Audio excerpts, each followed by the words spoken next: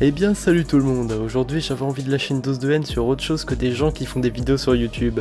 Alors j'ai trouvé un petit reportage sur l'addiction sur les jeux vidéo entre guillemets. Avant de commencer je vais faire une liste des stéréotypes de journalistes, on va voir s'ils vont être tous présents dans la vidéo. Parler des pictogrammes, jeux vidéo égale jeu violent, journaliste qui n'existe pas, mise en scène mal faite, amplifié à fond, un gamin un peu con, parents très cons. Je crois pas qu'il y ait un jour sans que j'y joue, quoi. Croix, c'est pour sauter.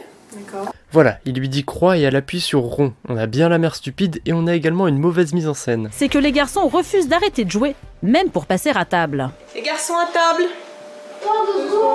D'accord, mais le poisson est cuit, donc il faudrait quand même que vous arrêtiez vite fait. Bon, les deux gosses ont une manette chacun et ont l'air de jouer tous les deux. Mais pourtant, sur la télé, il n'y a qu'un joueur. On voit clairement que ce reportage est destiné aux parents qui achètent des jeux à leurs enfants. Et quoi de mieux pour rassurer les parents que de mettre un faux spécialiste dedans?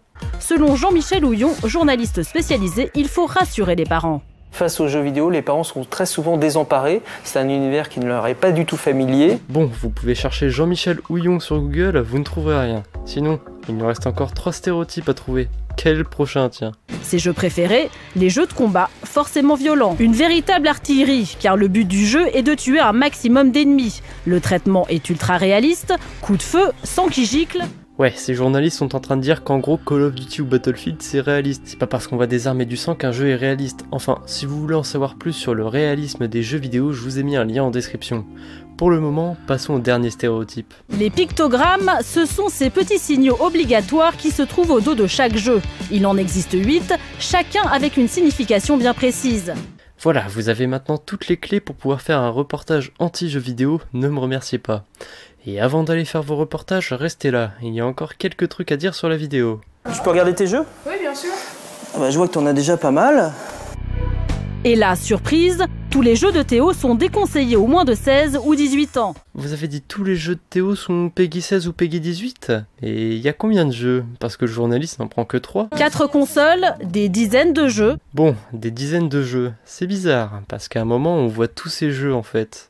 Déjà, il y a des jeux sur DS qu'on ne verra pas, mais une honte Pokémon. Et ce n'est pas un Peggy 16 ou un Peggy 18. Ah bah mince alors, il n'y a que 4 jeux qui sont Peggy 16 ou Peggy 18. Ce reportage essayerait-il de nous mentir? Je ne sais pas. Je vous laisse me dire ce que vous en pensez en commentaire. Et n'hésitez pas à me dire également si le fait de parler d'autre chose qu'une vidéo YouTube vous plaît. Évidemment, c'est pas grâce à ça que je vais décoller, comme beaucoup d'autres, comme Axela par exemple. Mais je préfère avoir mon truc à moi et faire ce que les autres ne font pas. Surtout que c'est trop facile de s'attaquer à des chaînes de top ou des trucs fake, hein, tout ça. C'est vraiment un truc de petit PD, tout comme les commentaires laissés sur le reportage. Il a pas GTA. C'est normal, hein, je crois que le reportage est sorti avant GTA 5.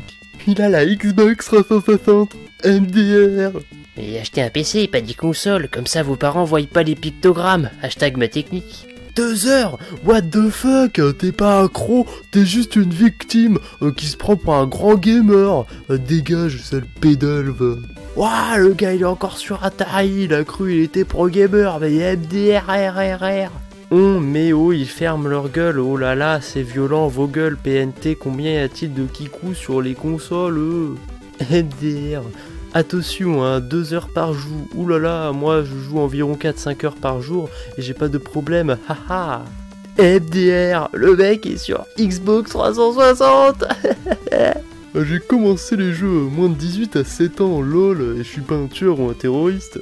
C'est quoi ce reportage tout scénarisé là? Le mec n'y connaît rien avec ses PS1, puis 2 heures par jour, c'est rien PTN, et t'as 13, t'es rien. Un bon gamer, c'est minimum 6 heures par jour. Voilà, c'est tout pour les commentaires et pour cette vidéo.